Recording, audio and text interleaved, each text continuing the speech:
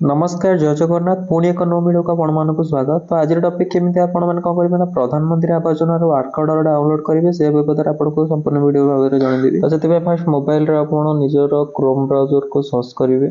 Chrome browser खोली सारापर आप search bar में टाइप करेंगे RH-ODISA government.in। तो RH-ODISA government.in पर क्लिक करने आपन को फास्ट गोटे साइट ओपन हम RH हाउसिंग ओडिशा तापर आप क्लिक करेंगे।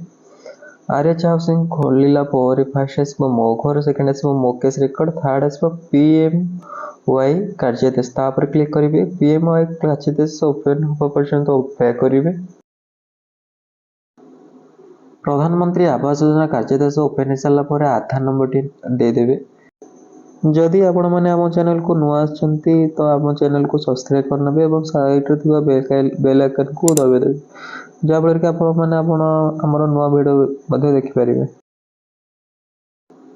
आधार नंबर दे सारा पर साइड डाउनलोड शो कर क्लिक करेंगे।